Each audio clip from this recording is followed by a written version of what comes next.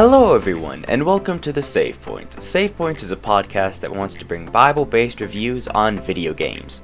We will be judging on two main criteria, the quality of the game and the content of the game. Both will be scored on a scale of 1 to 5.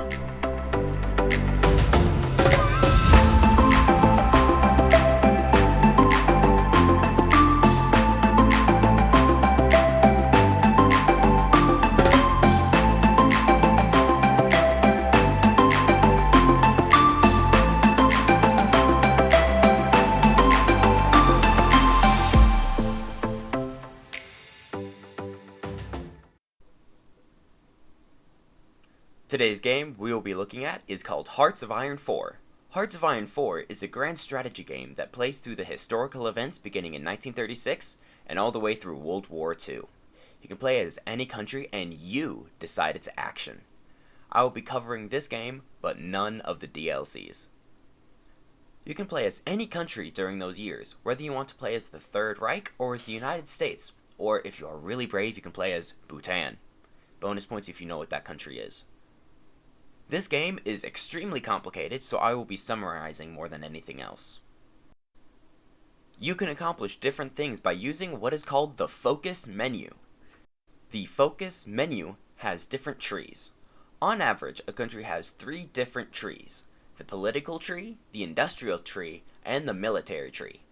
These trees affect the way your country acts and impacts what kind of army you have and who your enemies and allies are. Hearts of Iron IV has many different research trees. There are 8 separate research or tech trees, each with a different purpose to better the different aspects of your country, such as tank models or factory output. Speaking of factories, there are 3 different types of factories that you can build: civilian factories, military factories, and naval dockyards. Each of these factories takes up a build slot in your country. You need civilian factories in order to build anything else. Military factories build your armies and air forces equipment. The naval dockyards will construct your navy. You can choose what your factories are building from the construction and production menus. You are kept in the loop as to what is going on in the world by event pop-ups. These event pop-ups, or just events, will tell you of any major happening going on in the world. Such events include Amelia Earhart goes missing, the royal family visits Canada, or Germany claims Memel. The other major type of event pop-ups are changes in diplomatic status. These actions include when a country joins your faction or somebody declares war on you. These pop-ups can be very fun if you are in a very large faction such as the Allies, as the Qing dynasty calls Colombia into the Chinese-Peruvian War is a pop-up I got when I was playing Turkey. One of the major factors in determining diplomacy is your ideology.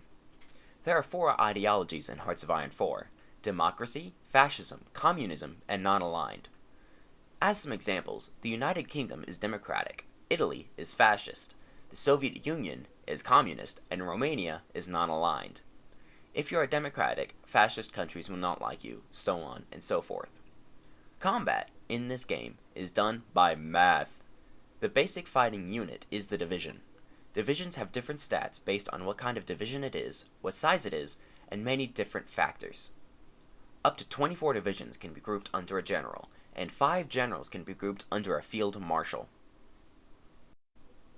Hearts of Iron IV is a game that is defined by strategy. Strategy that begins from the menu screen and doesn't end till you click off. Hearts of Iron IV is made for a specific group of people, and people who like this game really enjoy it. Now it does need to be noted that Hearts of Iron IV costs $40 when it is not on sale. Now, let's get on to the rating. For its quality, Hearts of Iron IV is a well-established game of over 8 years. There are very few bugs, at least none that I have seen in my 40+ hours of playing. Even though it is a complicated game, you're able to figure out what to do if you know where to start. It is a small game with only a 2 GB download size. Almost any computer can run it. Unfortunately, the style of the overhead map and the large amount of different controls may be a turnoff or downright intimidating to players. But overall, I give this game a 5 out of 5 on quality. As for its content, Hearts of Iron 4 has a lot of content in its base game. The game promotes strategic thinking and planning ahead. You will learn history and geography if you play the game. A lot of borders have changed, but you are still able to determine what different countries are. For its cons, it is a World War II game, so there will be killing involved, even if you just see numbers go up in a menu.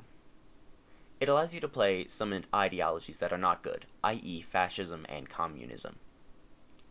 If you want more content for different countries, you will have to get a DLC or use a mod.